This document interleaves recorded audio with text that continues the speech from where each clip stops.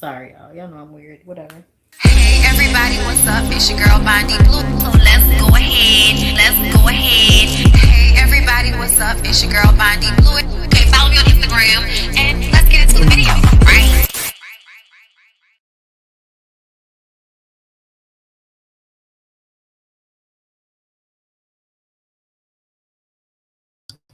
Hey, what's up, everybody?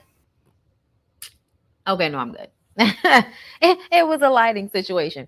What's going on, everyone? How are you doing?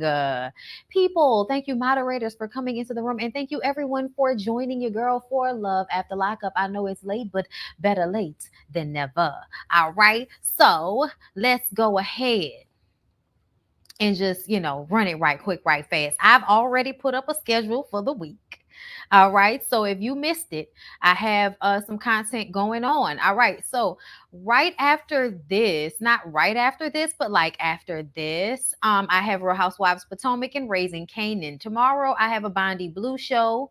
Tonight, I have a kind of evergreen topic video about what women bring to the table. I know everybody's seen that clip floating around from 85th Street. So we'll discuss that on Relax with Blue. So y'all make sure y'all subscribe to Relax with Blue and my backup channel, because I will be putting up another like little workout video on there. But I told y'all I didn't want to post all of my workout videos since I am doing a challenge right now. But the one I did today, I definitely feel like I'm probably gonna post. So we'll see.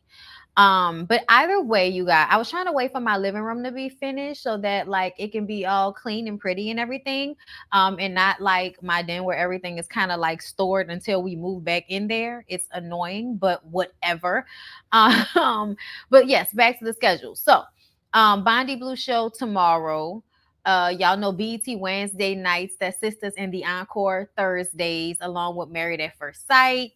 And Ooh Ladies First on Thursday nights. And we're going to do the house party this weekend. So if y'all are members and Patreons, y'all be able to see it. If not, y'all can check me out on Station Head. Download the Station Head app and make sure you are there on Friday nights, probably like around 6 p.m. Okay, and we're gonna do like a little house party situation for like an hour or so. Little topic, little talk, little dance, little fun time, little drink. Okay, and then we'll move on. We'll do whatever we do on the weekends, baby. All right, so I left to see everyone here. I know I have my robe on. I'm cold. Whenever I'm just finished working out, y'all, a bitch be cold. So let's go ahead. Let's see. Who I'm gonna start? You know what? Let's go ahead and get Deontay out the way. Let's talk about Deontay. Deontay wasn't in my DMs this week, y'all. He said he wasn't gonna keep bothering me, but I swear for gold, we're gonna have to have a conversation. This week I might be in his. Okay. Deontay was crying in the car. Okay. Y'all know how I hate to see folks crying in the car. But Deontay embarrassed the hell out of himself this past episode when he decided to confront Nicole. All right, he parked outside. I told y'all it was just like Lorenz Tate in the Rain on Me video, right? He was sitting in the back and the rain was pattering on his face. And he watched as she ran from the porch to this car, and she got into the car. He was like, Nicole, what the fuck you doing? Right? So he rolled up next to the car. And there's a little white guy with soft eyes in the car. I was like, that little white boy's cute. Okay, yeah, she was going Kim. And you're not into black guys. Just say that. Just say you don't like black dudes and you was just out here trying to use Deontay for what you could get from him. But Deontay, how many times are you going to go on the prison websites to find women that are looking for men for this exact reason? Not because they really want you, not because they really trying to smash you, not because they really want you all up in their guts, but because they want what you can give them. They want the money. They want the Marc Jacobs. They want the Nikes. Okay? They want all that you can provide for them while they go and get digged down by their ex-boyfriend that ain't gave them a goddamn thing and don't even care that much about what's going on. He just showed up for the puss, dropped her off, and then went on about his business. And she's sitting up there talking about time he get upset. Like, why does he have to get irate and upset and have the dogs barking all loud in the neighborhood and throw all of the teddy bears and shit he got for you in the trunk out into the street in the rain in the night? Okay, why does he have to do all of that in order for him to be attracted to you, bitch? You on bullshit. Like you act like a little 15-year-old fucked up ass girl. Okay. And I can't even really like go in on Deontay like that bad because I feel like he went in bad on himself when he got in the car, screamed like a little bitch, and then cried. And I was like, this is embarrassing as fuck. And not because he cried, because it was a hurtful situation, but because you had to know that you put yourself in this situation and you did it for a second time because another woman has already done this to you, Deontay. And at least that time, she took you for everything you had that time. This time, you still got some of your own shit. You know what I'm saying? You just lost all the money that you spent on Nicole. And that's unfortunate. But when are you going to learn the lesson, good sir? When are you going to learn the lesson? Because people are going to always be out here trying to get what they can get and take advantage of somebody who they believe is a simp. She treated you like a simp. She played you like a soybean burger bitch, and you allowed it. Like that one. It's embarrassing. It's embarrassing to watch you get in the car and cry. And for the cute little white boy to get on camera and say, I don't know what's going on. I knew she was getting stuff from a dude, but I didn't know it was that deep. Yeah, it's really messed up. Zach wasn't trying to fight nobody or nothing. He didn't even care like that. He was just like, I'm going to just chill right here. Nicole, are you going to come or not? Nicole gets in the car. He goes and fucks Nicole. He brings Nicole back home. He's like, it's really messed up, man. Feel bad for him. Yeah. And then later on, Nicole's mom checks her. Okay, Nicole's mom and Nicole's mom's old lady was like, you were dead ass wrong for that. First of all, I'm in my bed sleep and I'm awoken by the dogs going ape shit because Deontay is out in the streets screaming at you while you sit in Zach's car. Okay, her mom said that, that boy is head over heels for you and you took from him and then you played him, like I said, like a soybean burger. Okay, all right. And Deontay not wrapping his hands around your throat and strangling the life out of you like, sisters and it's Gary and Andy or some shit like that was impressive.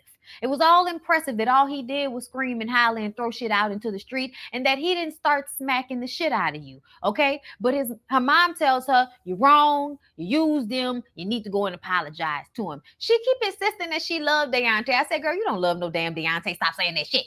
Don't love no damn Deontay.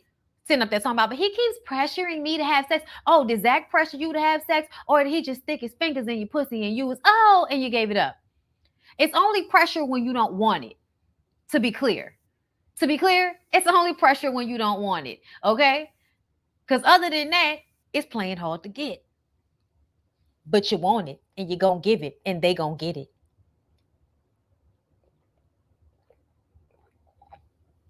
Y'all, Lyric makes really delicious coffee.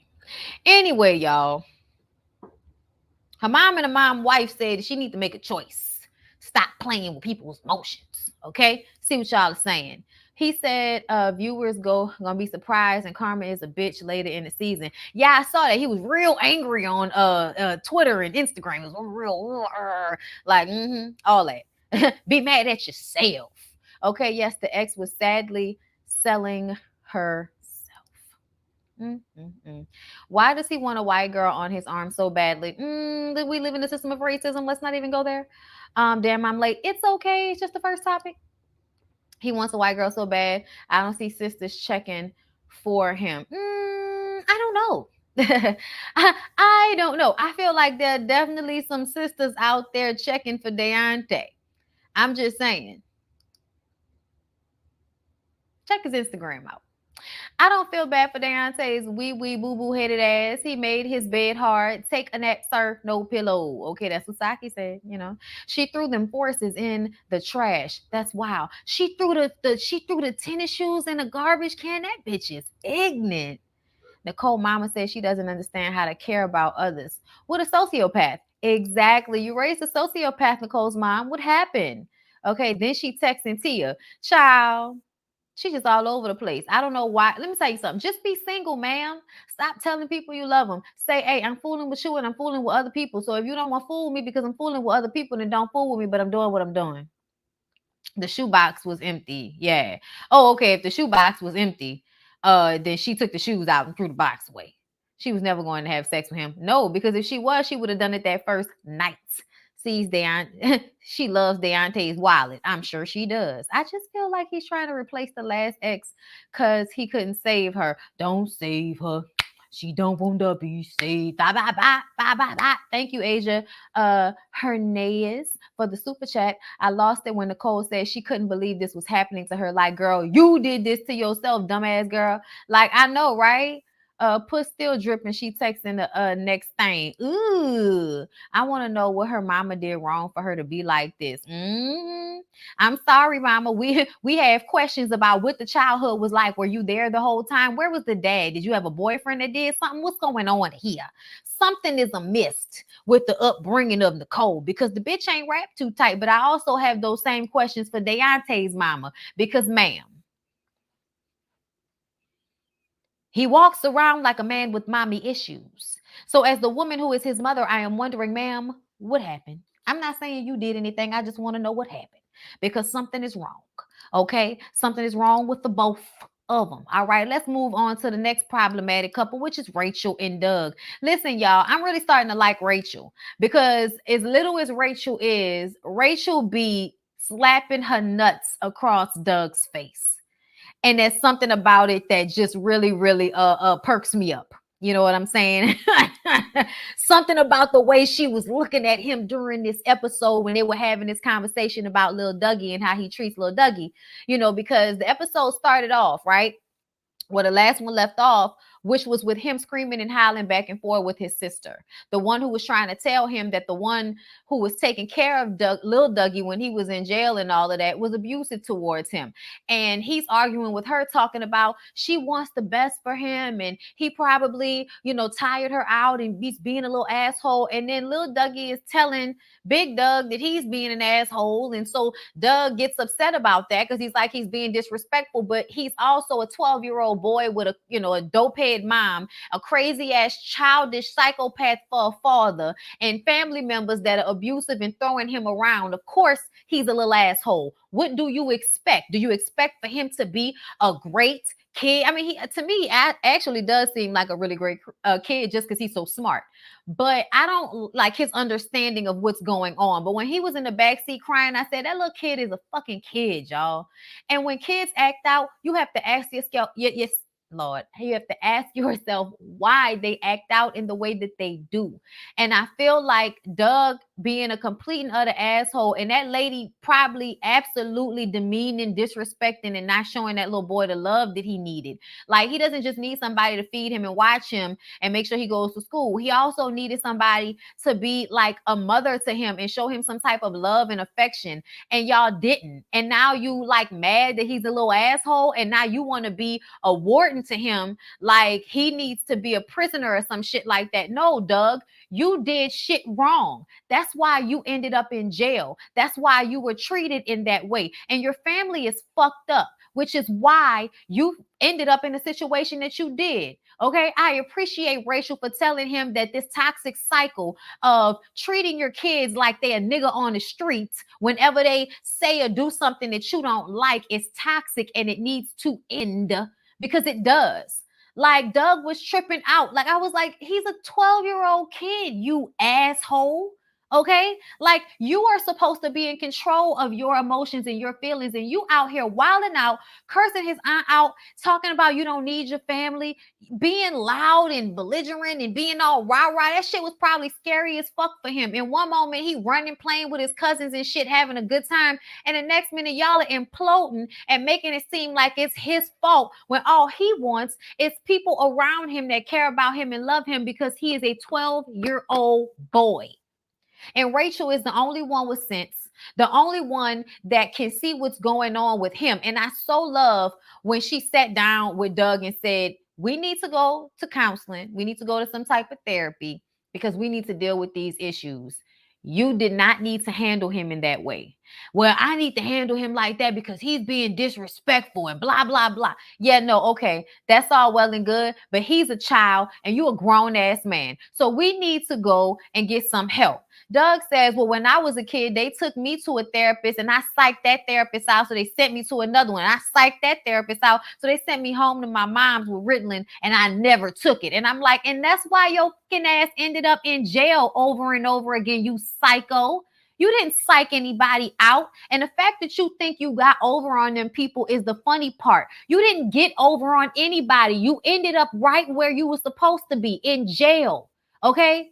Working your ass off for $2 a day or some shit like that, or whatever they pay you prisoners in them private prisons that they make all that money off of, and they basically send pipelines from high schools and all that. It's not just the black kids, it's the trailer park white kids too. Believe that, okay?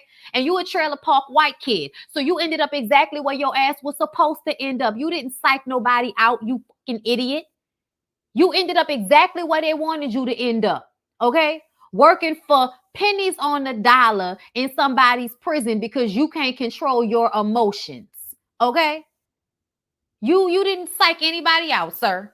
If you would have took the fucking medicine and then they would have listened to them people, maybe your ass would have ended up having somewhat of a regular life instead of in and out of jail your whole life. And you sitting up here acting like you know something over Rachel. You don't know a damn thing. And that's a part of the problem. Loud, wrong, and dumb. Okay? And I like the way she told him, you either gonna get the counseling or you gonna get your ass out. Pick one. Because he was like, you're not about to tell me what to do. Okay, I'm not just going to wake up one day and be different. And she said, I think this conversation is over. When she said that, I was like, Rachel just dropped her balls on that nigga forehead, and there was nothing he can do about it because he don't want to have to go nowhere. He don't want to have to leave the cushion and comfort of what Rachel is providing at this moment. So he gonna sit there and he gonna deal with it. You gonna act like you got some sense. A little 4 foot one woman over here is gonna smack you in the face with her nuts again. Like that shit was, I loved it. I loved it. She was like staring him down, like, and he was like doing all of this posturing and shit, and she was like,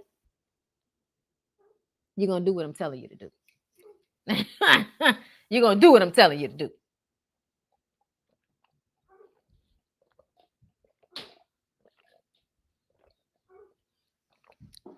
Brother's coffee. I need more of it. I need more. I need more coffee, baby. I need more cowbell. So yeah, y'all. What are y'all saying about Doug before we move on? Yeah. I was, yeah, Rachel, put that D down. You gonna love D down? I'm gonna love. Okay, Rachel gave him that marine talk. That's what I saw. Rachel said, "Do you fix anything? Do you fix anything around this motherfucker? When was the last time you paid a bill? All you do is sleep, eat, and shit. Ain't no questions about who house this is. This is my house. My house. And if I want to have little Dougie run all up and through here, I'll have little Dougie running all up and through here. That's my set, not yours. Okay, don't run the lyrics. Y'all know I know them. Don't run them, okay? Because I know them. Okay, we're all glad she checked him. We're all glad that she checked him, okay? Because he is ignorant and terrible, okay? Rachel trying to flex on Big Doug is silly as well. He not listening to her. Fuck that house and her put. Okay.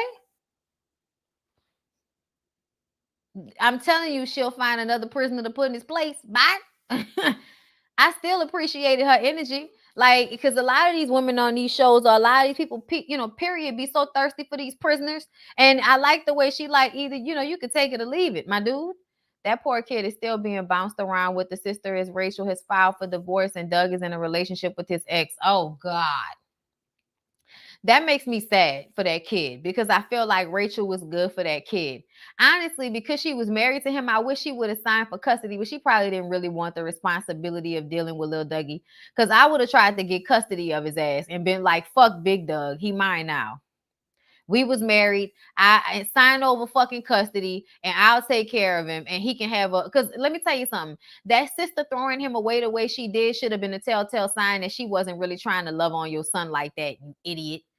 Anyway, Rachel has a son that they are keeping off the show. I am sure she doesn't want Doug's behavior around her own son. Whew. They doing a lot of shit off the show, ain't they? About time Rachel put him in his place. Yes, apparently the girl Doug is with now been messing with him for 12 years. Sound about right. Please don't tell me I missed Deontay and Nicole. You did. Playback. If I said what I said was a person. Child, I love it. Okay. Hey. Listen, I still appreciated her energy regardless. We knew they wasn't gonna be together. We knew they wasn't gonna stay together, but I appreciated somebody telling him what it was because I feel like he's an asshole and somebody needed to say something. Y'all better than me. I'm not picking up no strays. Child, listen, I don't know who y'all is, but I don't do random niggas. Hey, Jay Lee, what's up, my love? Yeah, y'all. They can go straight to hell with that shit. Let's move on to child. Listen to me. When I tell y'all I was so happy when Jeff said this episode that he want to get his teeth fixed. I said, thank you, Jeff. Okay. I felt the way about thank you, AA, for becoming a member. I felt a way about the Gucci pants, but I was here for him saying he wanted to get his teeth fixed. And I actually took a good look at him this episode. I was like, you was high on that first episode that we saw you, but you look clean right now. Okay, out there in the yard picking up cinder blocks and shit. I was like, all right, stay busy. Stay in the paint. Okay, listen, he actually did. If he get his teeth fixed, I can see the allure. I can see the allure if he get that grill fixed. Okay, so y'all, Jeff wants to see if he can trust Kyle. Mind you, Kyle is Anissa's friend. I don't understand why you want to put Kyle in a situation where he's gonna have to choose between the two of y'all because he's going to choose Anissa.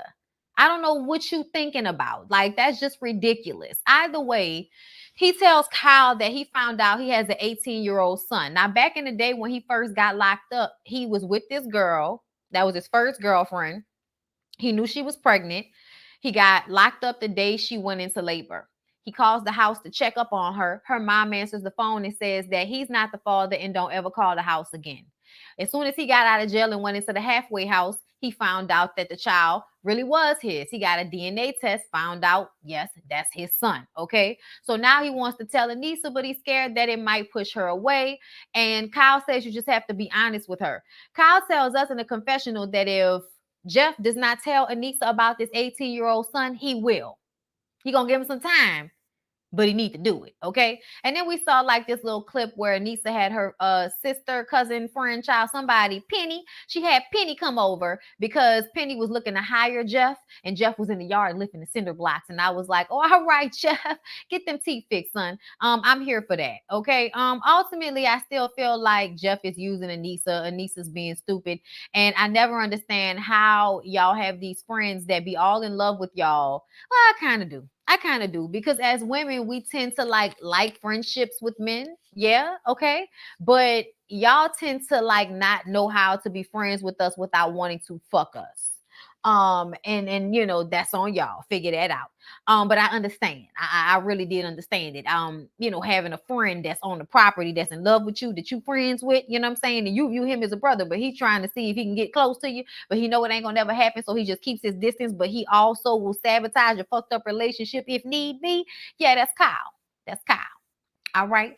So, I just feel like if you want to be thirsty for any old body, why you can't be thirsty for your friend? Like, make me understand if you going to run after a dope addict that's in and out of jail that keep playing you and never showing up when he says he's going to show up. Why would you not give it a shot with your friend Kyle? I don't understand.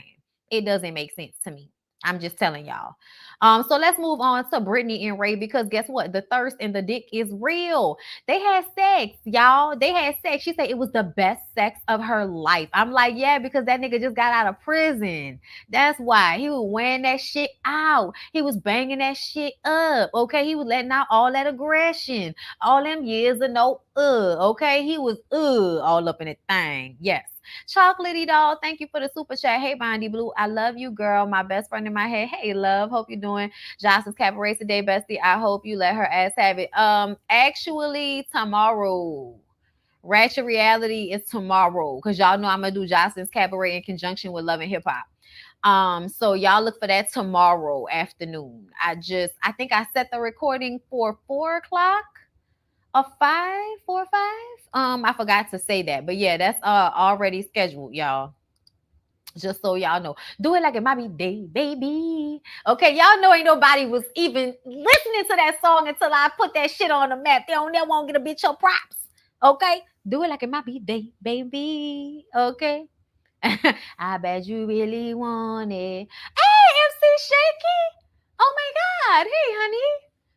Thanks for the super chat. Y'all know MC Shaky, right? Oh my God. Okay, listen. All with the New Orleans tea. All with the New Orleans tea. Yes. Okay. So yes, y'all. Brittany and Ray. She said it was the best sex of her life. Okay, y'all. I ain't gonna lie. I'm curious. Bitch, give us details. Especially when he was like, I'm glad we didn't break the headboard. I'm like, break the headboard, bitch. Break the headboard. Okay. And then we get the call, his grandmother coming by. His grandmother said, all right, enough of that shit. Coming in here to break it up. And Brittany says she feels like his grandmother is always judging her. And then we talk once again about the fact that her family does not know that Ray is out of jail and living in the house with her. Grandma come over with some clothes. Brittany mad. Why you mad, bitch? You are not the only person in this man's life. Would you please stop being a psychopath and let this man have his grandmother care about him and love him, girl? You got a whole slew of family members that care and love you. Why Ray can't have family that care about him and love him? Make it make sense. Make it make sense. Okay, Brittany scares me. She's gonna run Ray and his fantastic dick away. Like that's what it seems like to me. Okay, well, when the grandmother came over, they had to sit down and have a conversation. And the grandmother said, let me tell you something, baby. I don't like the fact that you're out here hiding my grandson from your people. I don't like that you're out here hiding my grandson from your people. So let me tell you something, Ray. If you're not being respected here, call me. Okay, I will come and get you. Okay, all right. Listen, ain't nobody got time. Grandma Susie said, bitch, I will not be played with about my grandson. Okay? Child, I was so here for that moment. I appreciated Grandma Susie because she know that Brittany is giving her this territorial energy that's unnecessary. Like, I raised this little boy. Stop playing with me. You will want me to like you. Okay? That's what you would want. You would want me to want to get along with your, all right? You would want me to have your back if he come running to me, running from your house, okay? Child, Grandma Susie gonna look the other way when he bring some other girl to fuck on at her house. She gonna look at, how you doing, baby? All right. I ain't see nothing. I don't know nothing. I ain't hear nothing because I don't like that bitch. Okay, that's how it's gonna be. Anyway, y'all, let's move on to Courtney and Josh. Hold up, let me see what y'all saying. His grandmother is like my family. The elders will talk about you in your face, in your face. They don't care, they don't care, they don't care. They don't. Grandma said, ain't. Listen. Ain't. Listen, if Ray doesn't leave Brittany alone, he will end up back in jail because she thinks thug life is cute. She does. I love Ray Mama. I know, right? Some folks felt she overstepped, but I think the grandma has been in Ray's corner forever. I think so too, and I don't think she overstepped. I think that she can tell Brittany ain't right. Grandma said ain't nothing but a little, ain't nothing but a little bit of straightening, a little bit straightening. Y'all know we be out here running that shit. We laugh every time we hear that shit. Anyway, plus the family don't know Brittany. That's true. She came out of nowhere. Brittany is slow and digmatized. Ooh, that's so disrespectful, Saki. Ooh. She is digmatized though. I'm having my first grandbaby. That's me. Oh, congratulations, Danielle. Dang, I gotta catch the playback. You gotta do what you gotta do, love. Shout out to the playback crowd, okay? I love y'all too. Grandma basically raised Ray, so their relationship is different. Exactly. Like that's his mother. Like that's his mother. All right. So yeah, y'all, let's move on to Courtney and Josh. Y'all, they come in mad. They come in arguing. Basically, Courtney is feeling, horny.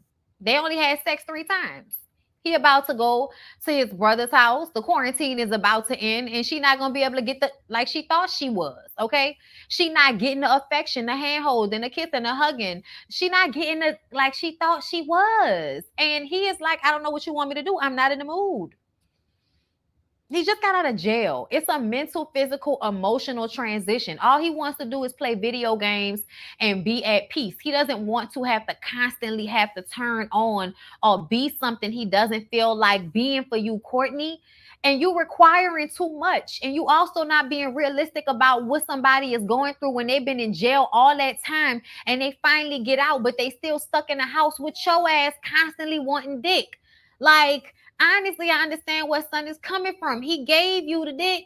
He did. He gave it to you. He just don't have that much to give to you right now, love. That's where he at with it. Okay, he can't go nowhere. He can't do nothing.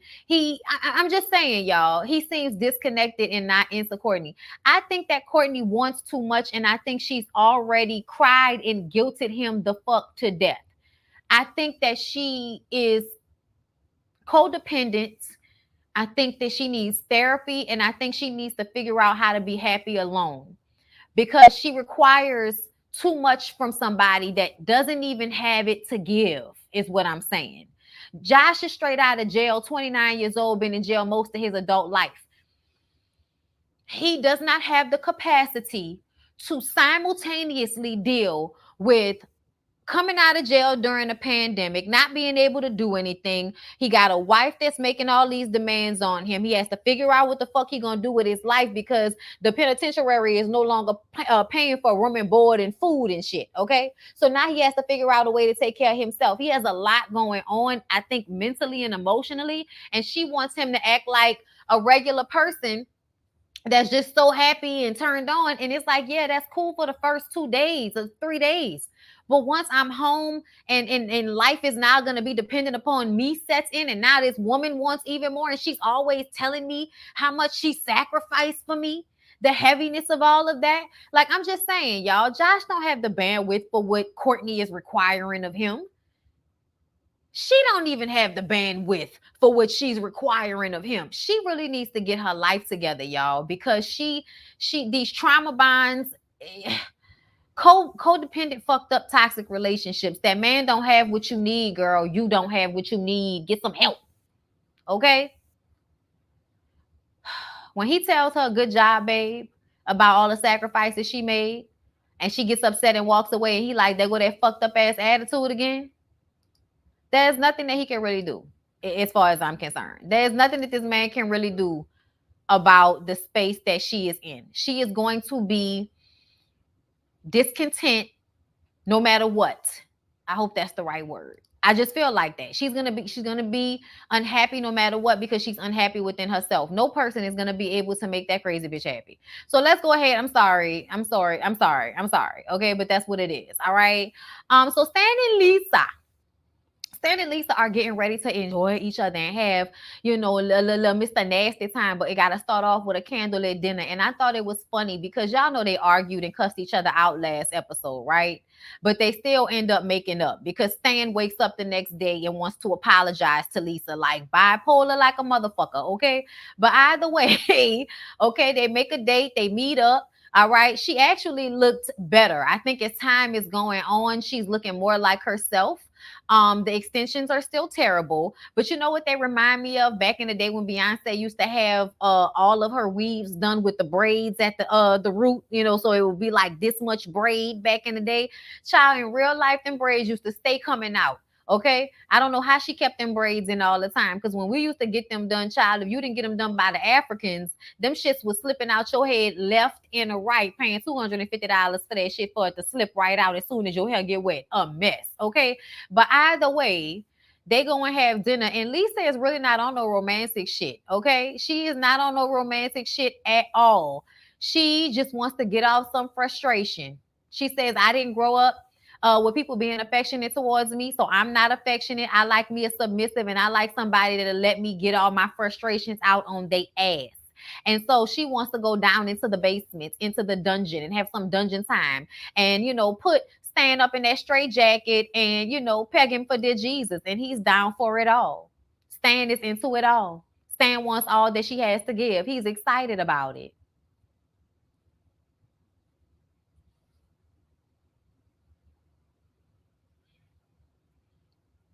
Child, that straight jacket hanging from the ceiling is just, I don't want to see it, but I'm interested to know what all she does. I'm not gonna lie. Like, I don't want to see it, but can you tell us in a confessional, Lisa? Can you let us know, like, what freaky shit y'all be doing besides you pegging him? Do you whip him?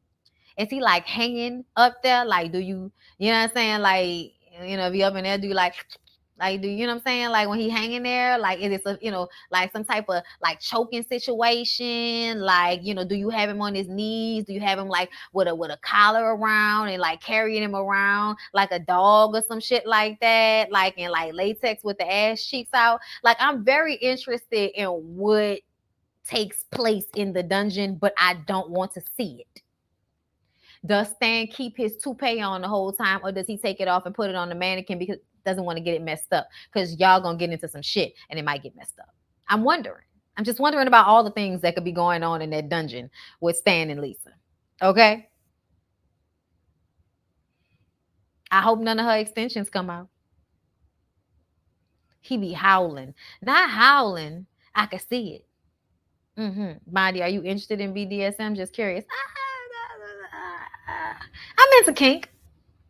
I don't limit myself. You know what I'm saying? I'm not opposed. I'm not opposed. But like I like a little choke. You know what I'm saying? I like a little choke. Not Bengay in body or ew. Child, it's the African breeders for me. Maybe little Dougie shouldn't be drinking my. Ooh, child. I didn't even notice that, but that's terrible. I just want to hold a camera because the shit sells on the web. Doesn't it though? Does anyone think he was like that with his wife? No, I don't. Which is why I don't think he was ever faithful to his wife. He might have loved her, but I don't think he was ever faithful to her. I think he was always doing his little outside kink shit. Because men like that don't marry the women that do the kink. They don't. You're not a mannequin. I spent. You're so stupid. That gives me old creepy man at the peep show vibes. Absolutely. Drunk, creepy old man in a bad toupee. She called him all kind of bitches and hoes and shit. Yeah. Probably calls him a colonizer too. You filthy fucking colonizer. Okay, put the heel of my shoe in your mouth. Lick it. Oh my gosh, y'all. I have got to get out of here. I'm going to stop. All right, y'all. Let me go so I can go and get some screenshots ready for Real Housewives of Potomac and Raising Canaan. I love y'all. Thank y'all for joining me. And I hope to see y'all right back here in a few.